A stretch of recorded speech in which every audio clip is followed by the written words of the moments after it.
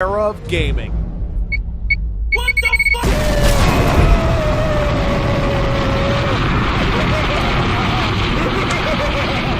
Number 5, Dragon Warrior.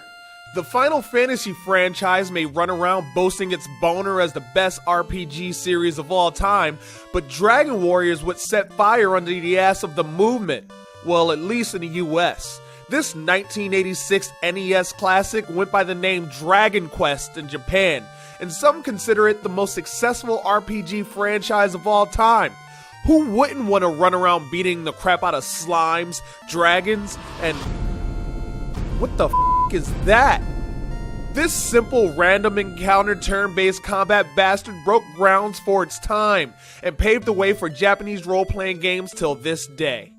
Number 4. Super Mario RPG, Legend of the Seven Stars. If there is one character that has to have his doo-doo cake plumber thumbs in every video game genre, it's Super Mario. So why would anyone be surprised when he appeared in his own role-playing game? You know things have gone to hell when Mario is forced to team up with his mortal asshatty nemesis Bowser. The main antagonist in this game is some jerk named Smithy, who's f***ing up the Mushroom Kingdom for everybody. His ass has 2 forms like a Dragon Ball Z character.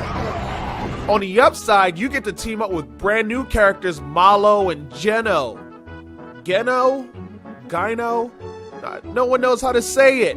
If you know where to look, you can also catch cameos from Link of Legend of Zelda fame and Samus from Metroid. Number 3, Earthbound. Let's just get this out of the way now. Earthbound fans are batshit crazy when it comes to this classic. But that's what happens when you indulge in something so good that it can be compared to the trippy experience from Fear and Loathing in Las Vegas. Someone was looking for you. This bitch wasn't about no swords and magic. This bastard embraced suburban alien invasion and psychic-powered kids. If the basic concept alone isn't enough to do it for you, at the time, the game's 16-bit supervillains were some of the oddest, most freakiest things to grace a console since... ever. The front boy of Earthbound, Ness, lives on in the Super Smash Bros. Series because after everything he had experienced, his life couldn't really get any weirder. Number 2, Final Fantasy VI. We don't know if game directors Hiroyuki Ito and Hironobu Sakaguchi had a fear of commitment or if they really just believed in polygamy, because having 14 characters to choose from is bonkers. That's more characters than you can shake a half-dead Moogle at. Final Fantasy VI's plot ran twisted and deeper than M. Night Shyamalan's now escapade of a career. Boy, with a main antagonist that can only be summed up in 2 words. Holy shit. This psycho could make Sephiroth blush. His name is Kefka. Maybe it's close to Kafka for a reason. If there were ever a Final Fantasy that could use a next-gen remake, this memorable bastard would be it. And this time they can leave in all the scantily clad enemies and NPCs from the Japanese version. We're old enough to handle the nudity now. Number 1, Chrono Trigger. How do you improve on and revolutionize the RPG industry? Gut it, utilize the best giblets, and make it more action-packed. Chrono Trigger did it smart and right.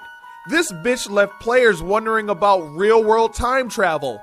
Even if we could traverse time and make subtle changes, would they happen anyway? Because that change we made was all a part of a plan anyway. The game's spiffy-ass soundtrack even helped suck gamers in this far-out concept.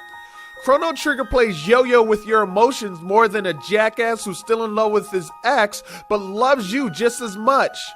In its essence, this intricate f***er was 2 different games in one sweet new package, and you're ultimately in control of which one you're playing without even realizing it.